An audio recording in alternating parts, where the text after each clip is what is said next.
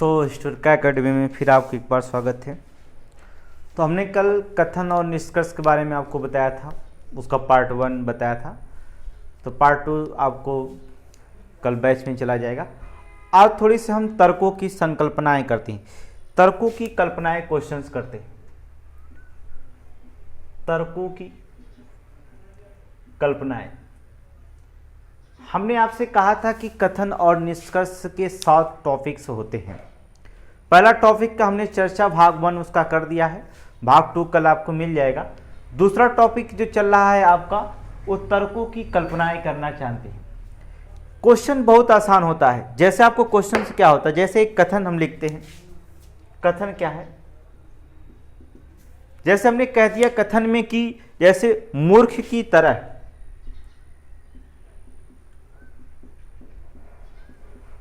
मूर्ख की तरह मैंने बस से जाने का, मूर्ख की तरह मैंने बस से जाने का निर्णय किया। ये आपका जो कथन होता है, देखिए मूर्ख की तरह मैंने बस से जाने का निर्णय किया।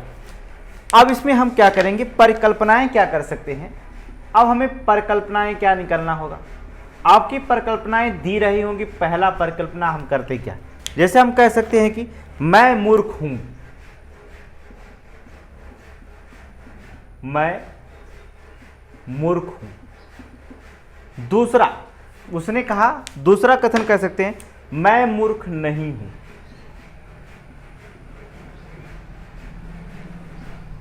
ये देखिए कल्पना है, ध्यान से रखिएगा।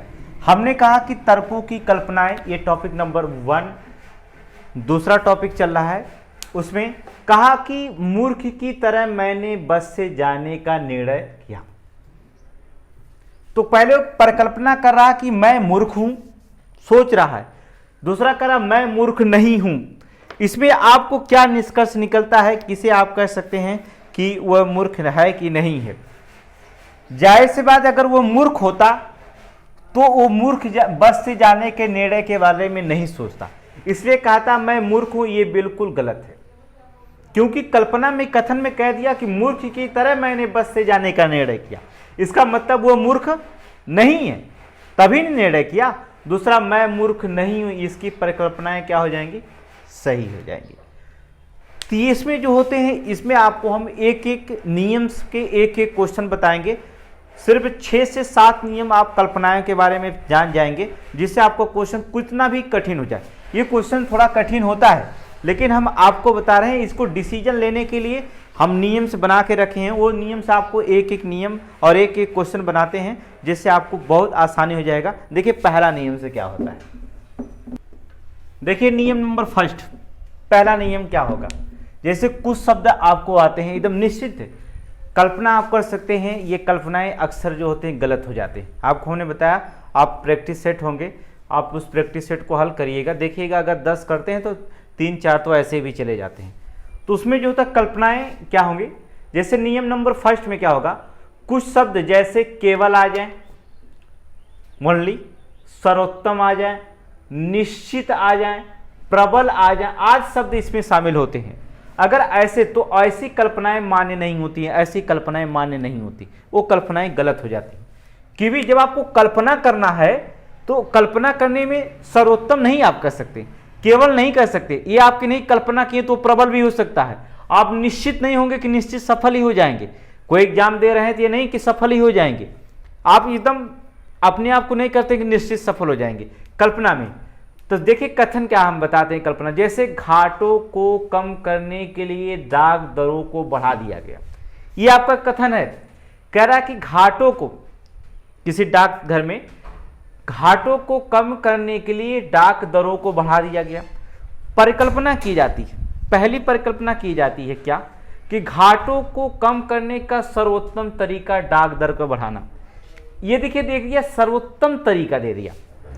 सर्वोत्तम का मतलब हो जाएगा कि ये हमने बता दिया कि ये घाटों को कम करने का सर्वोत्तम तरीका नहीं होना चाहिए। पहली बात कि सर्वोत्तम हो के मतलब सबसे उत्तम है कि अगर घाटा हो रहा है डाक दर को तो हम उसके दर को, डाक दर को क्या करें, बढ़ा देंगे, ऐसा नहीं हो सकता। हो सकता है बोझ पड़ी है पब्लिक पे, ये गलत है, क्योंकि सर्वोत्तम हमने बता दिया कि अगर कथन में केवल, सर्वोत्तम, निश्चित, प्रबल आदि शब्द ऐसे आते हैं तो ये समझ लीजिए कथन मान्य अमान्य होता था, मान्य नहीं होता है। दूसरा है घाटों को कम करने का मर्यादित तरीका है कि डाक दर को बढ़ाना, ये एकदम सही है। आपको मर्यादित तरीके से आप डाक दर को बढ़ा सकते हैं, लेकिन अगर सर्वोत्तम तरीका आप कहते हैं, ये आपकी मर्यादित तरीका है कि एक डाक घर को थोड़ा मोड़ा दर को बढ़ा सकते हैं, लेकिन आप ये कि सर्वोत्तम अगर तरीका आप जानते हैं कि घाटे को कम करने के लिए सर्वोत्तम डाक दर बढ़ा दिया जाए, अब राजकोष की घाटा बढ़ रहा है तो आप जनता के पैसे को बढ़ा दिया जाए, तो ये गलत तरीका हो सकता है। तो इसमें हम क्या करेंगे, इसके मर्यादित तरीका का बढ़ाएंगे। नियम नंबर 2 देखो क्या कहता है, आपको 6-7 नियम बनाएंगे, उसी नियम नंबर 2 देखिए। देखिए नियम नंबर 2, दूसरा नियम से क्या कहता है, एकदम आसान है। यदि कथन, यहां देखेंगे कथन दो खंड जैसा दिखाई दे रहा हो, दो खंड जैसा दिखाई, अगर कथन को दो खंड किया जाए जैसा दिखाई अगर दे रहा हो, ध्यान से, एवं, और, क्योंकि, इसलिए, बावजूद आदि शब्द से जुड़ा होते हैं, एवं से जुड़ा हो, और से जुड़ा हो, क्योंकि शब्द से जुड़ा, इसलिए, बावजूद इत्यादि शब्द से जुड़े हो तो कथन प्रभावी कारण का संकेत देता है। देखिए मानसून समाप्त होने के बावजूद, यहां देखिए बावजूद शब्द से जुड़ा हुआ है, इसे कथन जो होगा प्रभावी होगा, जो भी कथन सही होगा।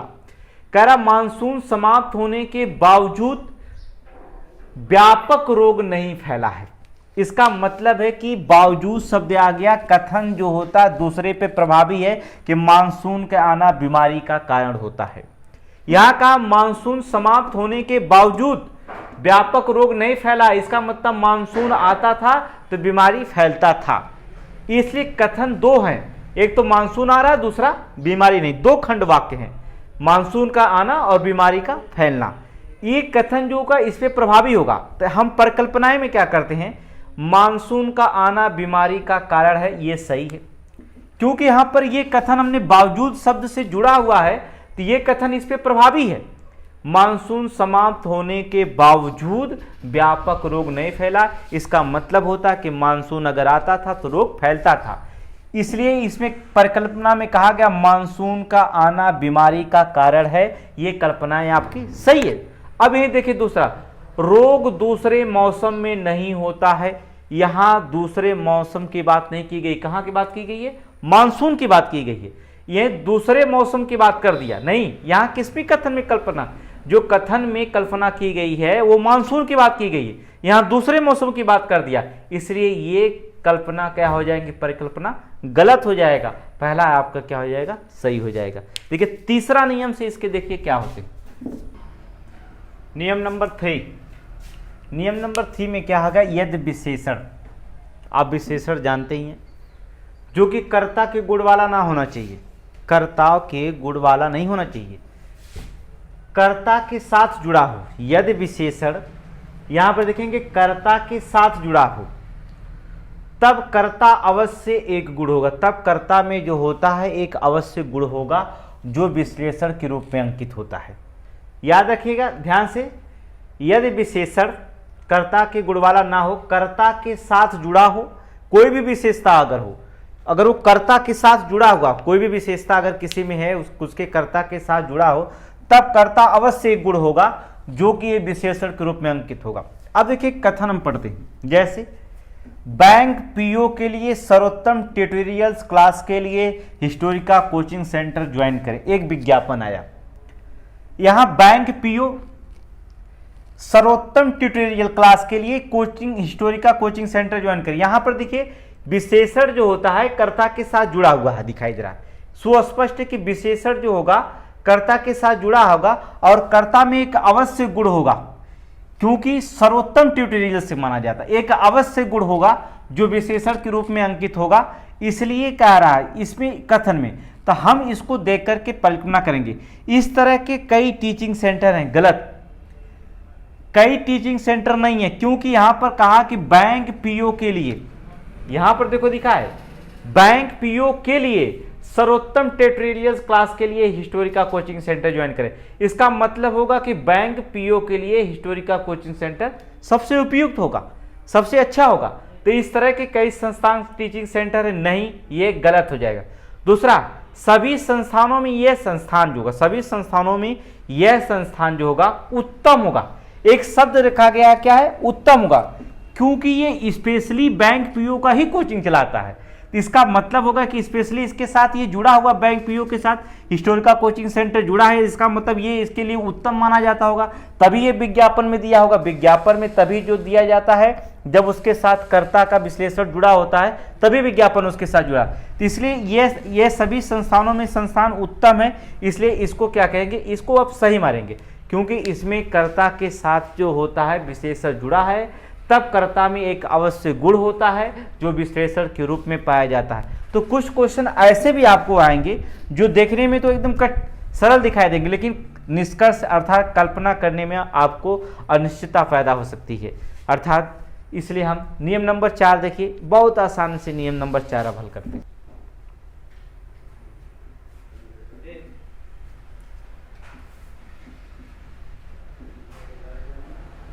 चलो, तो इसमें देखेंगे कथन क्या कहता है, कृपया अपने सामानों की रक्षा स्वयं करें। एक बस में सूचना आप लिखा रहता है, देखेंगे आप, एक बस में सूचना लिखा रहता है। आप रेलवे स्टेशन में जाए पे तभी वहाँ पर भी लिखा रहता है कि, और बस में जब पढ़ जाते तब भी लिखा रहता है कि एक बस में सूचना लिखा गया है, कृपया अपने सामानों की रक्षा स्वयं करें। तो पहली परिकल्पना कि लोग सूचना पढ़ते हैं। देखिए, कहीं भी अगर कोई सूचना लिखा रहता है तो जाहिर सी बात सूचना इसलिए लिखी जाती है क्योंकि सूचना पढ़ने के लिए लिखी जाती है। तो जाहिर सी बात कोई भी अगर सूचना अगर होती है तो उसे पढ़ते हैं जरूर लोग, तो सूचना पढ़ते ये बात सही है, कल्पना इसमें देखेंगे तो ये सही है। दूसरा, बस मालिक का कर्तव्य है कि इस तरह की सूचना जारी करें, ये भी इसका क्या है, कथन सही है। अपने सामानों की देखभाल ना करने पर चोरी हो सकती है, अर्थात ये कल्पना की गई है तभी तो ऐसा कहा गया कि अगर सामानों की देखभाल ना करें तो चोरी हो सकती है, सही बात है। इसलिए तो सूचना लिखी रहती है कि एक बस में सूचना कि कृपया अपने सामानों की रक्षा स्वयं करें। जाहिर सी बात है, स्वयं करने का मतलब ऐसा नहीं कि सूख जाएगा उसमें उड़ जाएगा हवा में, ऐसा नहीं, चोरी होने का डर रहता तभी कहते हैं, लिखा रहता है। तो अपने सामानों की अगर देखभाल ना करने पर चोरी हो सकती है। नियम नंबर 5 क्या कहता है, एक कथन का एक से अधिक पूर्ण अवधारणाएं निकाली जा सकती हैं। अगर कथन एक है उसे अधिक, जैसे हमने यहाँ पर निकाला, एक कथन दिया तो 3 पूर्ण अवधारणाएं निकाले, कहता वही कि एक कथन का एक से अधिक पूर्ण अवधारणाएं निकाली जा सकती। जैसे एक क्वेश्चन और हमने लिखा कि लालू यादव पटना में सभी कार्यक्रम रद्द कर दिया और वाई मार्ग से, देखिए वाई मार्ग से गया नरसंहार में मारे गए घायलों को देखने चले गए। अब देखिए क्या है, यहां पर लिखा है कि लालू यादव पटना में सभी कार्यक्रम रद्द कर दिया।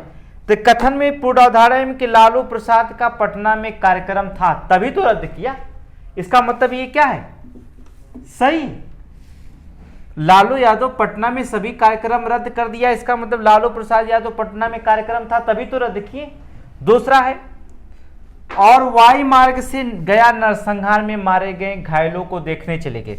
तो पटना से गया गए, तो वाई मार्ग में पटना से गया गए, तो अगर वाई मार्ग से जुड़ा गया तभी तो, अर्थात ये भी क्या है, तभी पटना में कार्यक्रम था वो गया चले गए, तो अर्थात इसका मतलब वाई मार्ग जुड़ा हुआ होगा। ऐसे समाचार मुख्य शीर्षक होते हैं। आप देखिए, गए यहाँ नरसंहार हुआ, आदमी को अगर काटा पीटा जाता है, अगर कहीं नरसंहार होता है, 2 सांप्रदायिक दंगे होते हैं, तो पेपरों में आपके मुख्य शीर्षक माने जाते हैं। तो यहाँ पर भी ऐसे रहेंगे, ऐसे समाचार मुख्य शीर्षक के रूप में माने जाते हैं। ये हुआ 5-6 नियम होंगे। इसी में हम आपको कल्पनाएं कुछ अलग पूर्वाधारणाओं के रूप में बताएंगे। ये तो अभी कल्पनाएं थे, आप परिकल्पना, इसके कुछ अनुमान लगाया जाता है, पूर्ण अवधारणाओं का अनुमान लगाया जाता है, जो नेक्स्ट वीडियो में आपको मिल जाएगा। तो आप हमारे वीडियो को सब्सक्राइब कर लीजिएगा और शेयर और लाइक्स करिएगा, जिससे आपको आने वाले वीडियो तुरंत आपको, और जो भी समझ में आए तो कमेंट बॉक्स में आप कह सकते हैं, दे सकते हैं अपनी राय को। तो आपको जो भी वीडियो आएगा आपको सब्सक्राइब करिएगा। हम रीजनिंग का वीडियो एक भी टॉपिक नहीं छोड़ेंगे, जैसे कि इसके पहले आप अगले वीडियो में आप देखेंगे तो आप वहाँ पर कथन निष्कर्ष का टॉपिक नंबर 1 भाग पढ़ा दिया है। हमने 2 कथन 2 निष्कर्ष पढ़ाया, उसमें हमने यहाँ तर्कों की कल्पनाएं पढ़ाए, नियम 5 बताया। हम कल उसमें 3 कथन 3 निष्कर्ष, 4 कथन 4 निष्कर्ष, जो पीएससी में कैसे पूछा जाता है, पीसीएस में कैसे पूछा जाता है, सीटेट में, वैसा हम आपको कल्पनाएं बताएंगे। ठीक है, धन्यवाद।